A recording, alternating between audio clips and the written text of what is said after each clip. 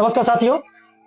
तमाम तरह के प्रतियोगी परीक्षाओं में कुछ इस तरह से भी प्रश्न आते हैं जो कि आपके इतिहास के शुरुआती पन्नों से स्टार्ट होते हैं। जैसे कभी कभी पूछ लिया जाता है प्राग ऐतिहासिक काल के बारे में बताइए, आद्य ऐतिहासिक काल के बारे में बताइए, ऐतिहासिक काल के बारे में बताइए और इनके एग्जाम्पल्स बताइए। ऐसे बहुत सारे प्रश्न पूछे गए हैं जो कि एसएससी, रेलवे और एनटीपीसी के तमाम एग्जाम्स में। तो आज हम लोग वही समझने वाले हैं कि प्राग ऐतिहासिक क्या है, आद्य ऐतिहासिक क्या है और ऐतिहासिक काल क्या है।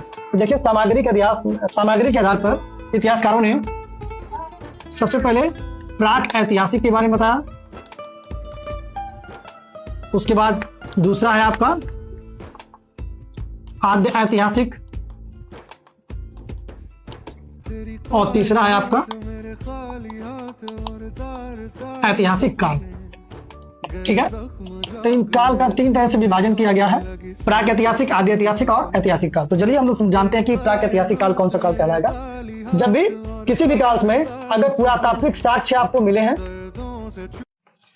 पुरातात्विक साक्ष्य आपको मिले हैं लेकिन कोई लिखित साक्ष्य आपको नहीं प्राप्त है, तो ऐसा काल हमारा कहलाता है प्राक ऐतिहासिक काल। पुरातात्विक साक्ष्य का मतलब हो गया जैसे बर्तन हो गए, सिक्के हो गए, मुहरे हो गए, हड्डियां हो गए, मानव कंकाल हो गए, ये सारी चीजें मिल रही हैं लेकिन लिखित साक्ष्य कोई भी नहीं मिल रहा है, तो ऐसे काल को हम लोग क्या कहेंगे, प्राक ऐतिहासिक काल कहेंगे। दूसरा देखिए, आद्य ऐतिहासिक काल किसे कहते हैं। ठीक, तो ऐसे काल का निर्धारण जो है जहां पे पुरातात्विक साक्ष्य के साथ साथ लिखित साक्ष्य भी मिले हुए हैं, तो ऐसे हम काल को क्या कहेंगे, आद्य ऐतिहासिक काल के रूप में जानेंगे।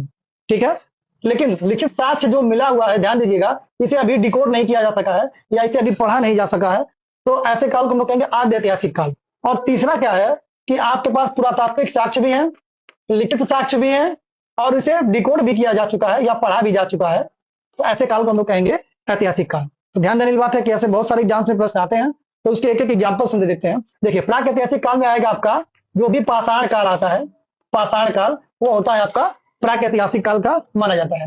उसमें पुरातात्विक साक्ष्य है, लिखित साक्ष्य नहीं है।